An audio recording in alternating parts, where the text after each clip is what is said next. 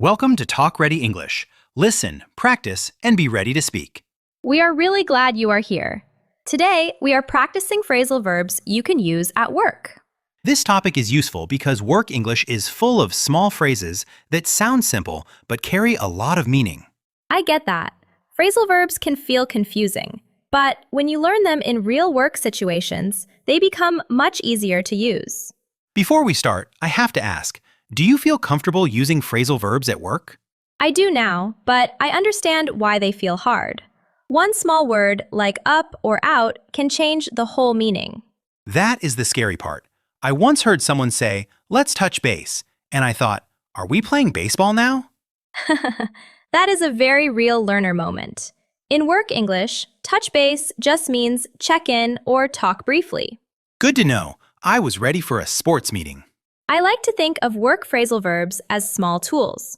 You do not need every tool at once. You just need the right one for the situation. So today, we are building a little workplace phrase toolbox. Exactly. We will practice phrasal verbs for starting tasks, joining meetings, handling files and emails, and dealing with problems. Let's start with the beginning of the workday. What is a useful phrasal verb? A common one is check in. At work, it means talk briefly to see how someone is doing or how something is going. So I can say, can we check in about the project after lunch? Yes, that sounds natural. It means you want a short conversation about the project, not a long, formal meeting. What if I want to begin a task? Use get started. It means begin. For example, I'll get started on the report this morning. That one feels easy. I can actually imagine saying it. Good. You can also ask, should I get started on this now? That is useful when you want clear direction. What about work on? I hear that all the time. Work on means spend time doing a task or project. You can say, I'm working on the slides, or she is working on the client proposal. So if someone asks, what are you working on? They mean, what task are you doing? Right. It is one of the most useful everyday work phrases. Now let's move to meetings. Meetings have their own language universe. They do. A very common phrase is go over. It means review or discuss something. So, let's go over the agenda means let's review the meeting topics. Yes. You can also say, can we go over the numbers? That means you want to review the numbers together. What if I want to mention a topic? Use bring up. It means mention or introduce a topic. For example, can I bring up one concern? That sounds polite. It gives me a way to enter the conversation. Yes, I like that phrase because it is clear but not too strong. What if the meeting needs to continue to the next topic? You may hear move on. It means stop talking about one topic and start the next one. For example, let's move on to the timeline. And when the meeting is ending, use wrap up. It means finish. You can say, let's wrap up with next steps. I like that. It sounds like we are putting the meeting away neatly. That image works. Wrap up often means finish in an organized way. Now let's talk about email and files. This is where my inbox starts looking at me. I understand. A useful phrase is send over. It means send something to someone, usually by email or message. So I can say, I'll send over the file this afternoon.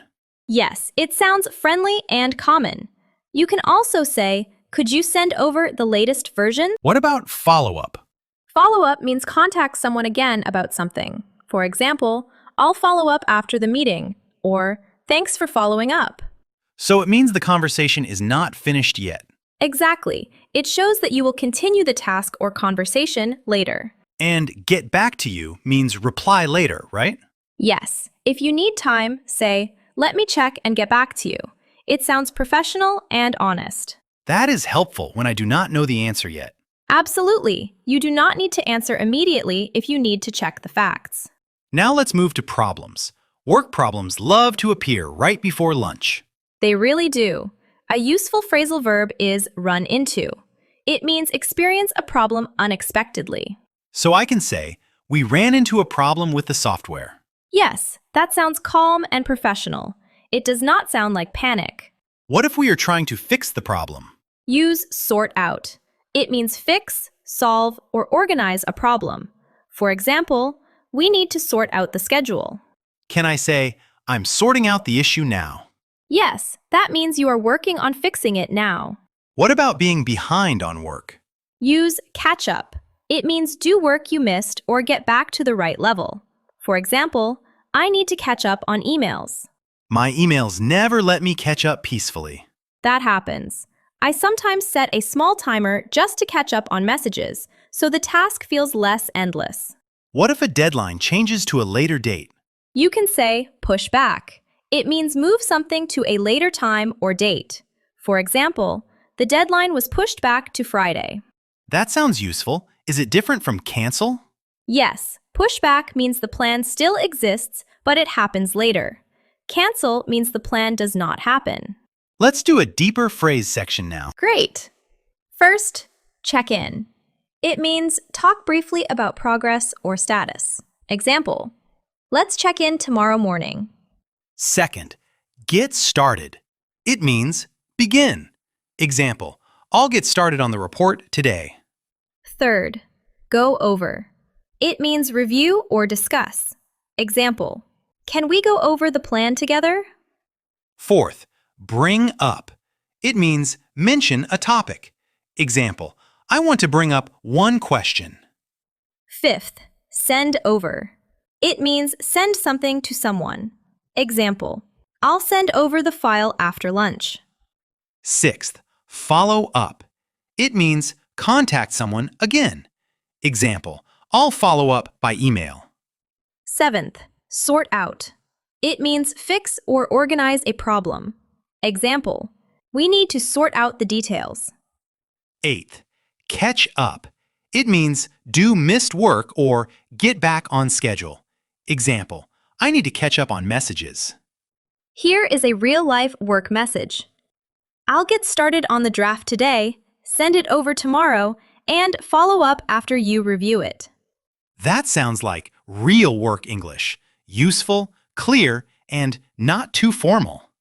Yes, these phrases help your English sound natural in everyday work situations.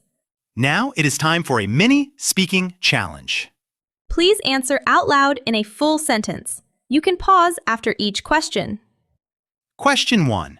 How would you say you will begin a report today? Question 2. How would you ask someone to review a plan with you?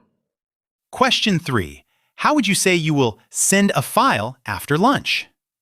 Question 4. How would you say you need to fix the schedule details? Nice work. Phrasal verbs are small, but they make work English sound much more natural. Let's organize what we learned. For starting work, use check in, get started, and work on. For meetings, use go over, bring up, move on, and wrap up. For files and emails, use send over, follow up, and get back to you. For problems and timing, use run into, sort out, catch up, and push back. And remember, you do not need to memorize everything today. Choose 2 phrases and practice them in real work or study situations. Question of the day. Which work phrasal verb do you want to use this week? For example, I want to use follow up, or I want to use go over in a meeting. Write your answer in the comments if you can. Try to make one full sentence with your phrase. Thank you for practicing with us today. One workplace phrase at a time, you are getting more ready to speak. Try one phrasal verb this week, keep practicing, and we will talk with you again next time.